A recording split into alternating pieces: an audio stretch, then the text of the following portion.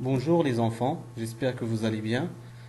Bienvenue dans cette nouvelle séance. Aujourd'hui, on va découvrir ensemble une nouvelle leçon de la grammaire intitulée La négation. À la fin de cette leçon, vous serez capable de transformer une phrase affirmative en phrase négative. Commençons notre séance. Regardez les phrases suivantes. Amine marche sur le trottoir. Amine ne marche pas sur le trottoir. Regardez bien les deux phrases et essayez de relever ce qui a changé. Très bien, nous avons ajouté ne pas à la deuxième phrase. Pourquoi? Très bien, pour dire que le fait ne s'est pas déroulé. Le fait de marcher sur le trottoir ne s'est pas déroulé dans la deuxième phrase. Très bien. Il fait souvent du sport. Il ne fait jamais de sport. La même question relève ce qui a changé dans les deux phrases. Ce qui a changé, c'est que nous avons remplacé souvent par une autre expression qui est ne jamais. Toujours pour dire que le fait ne s'est pas déroulé. Très bien. Je veux encore des fraises.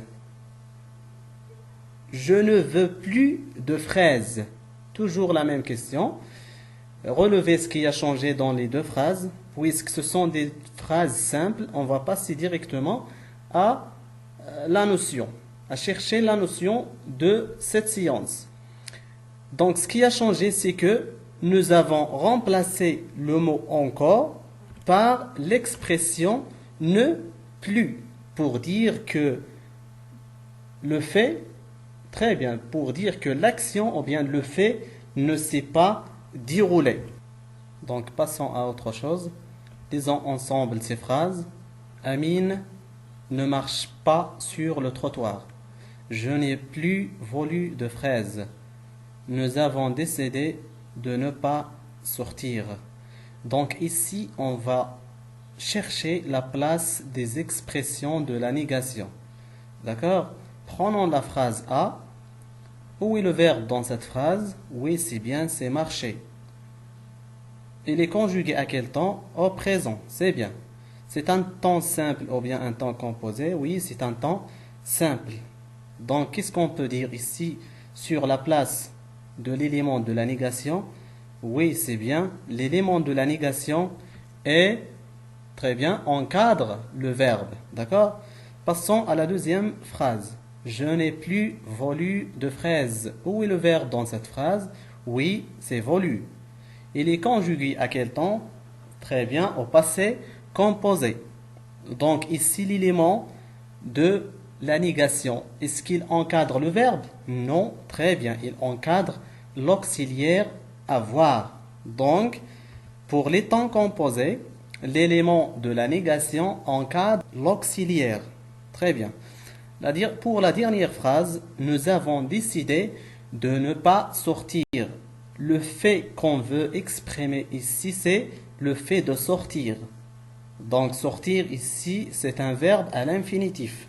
Donc les verbes, ou bien l'élément de la négation est placé devant le verbe à l'infinitif. Très bien. Ce qu'il faut retenir est que la phrase ou bien la négation est un mot ou un groupe de mots qui sert à nier ou à exprimer le contraire. Autrement dit que la phrase négative s'oppose à la phrase affirmative. On peut transformer une phrase affirmative en phrase négative en ajoutant des adverbes ou bien des expressions de négation comme ne pas, ne rien, ne jamais, ne plus, etc. En ce qui concerne la place de l'élément de la négation dans la phrase, au temps simple, la négation encadre le verbe. Exemple, il ne viendra pas.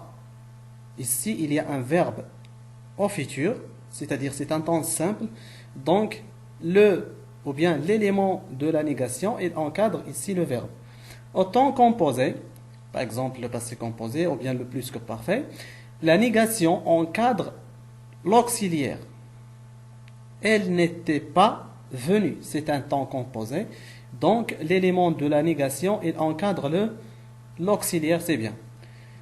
Quand la négation porte sur un verbe à l'infinitif, la locution ou bien l'élément de la négation se place devant le verbe à l'infinitif. D'accord? Ou bien devant l'infinitif. Exemple, on lui a conseillé de ne pas sortir. C'est bien. Ici, c'est un tableau. C'est un tableau qui contient des expressions, des phrases, que ce soit à la forme affirmative ou bien à la forme négative. Par exemple, encore devient ne plus, déjà devient ne pas encore, toujours et souvent devient ne jamais, etc. On passe maintenant à l'exercice de l'application. Dans cette étape, vous allez prendre vos cahiers et vous allez mettre ces phrases-là à la forme négative. Il faut toujours doubler quand la ligne est continue. Le motocycliste a mis le casque sur sa tête pour la protéger. Elle a un frère et une sœur. Nous avons décidé de partir cet été. Donc, c'est tout pour cette leçon. Chers apprenants, merci pour votre attention. J'espère que vous avez bien compris la leçon d'aujourd'hui. Je vous invite à réviser vos leçons et à bientôt.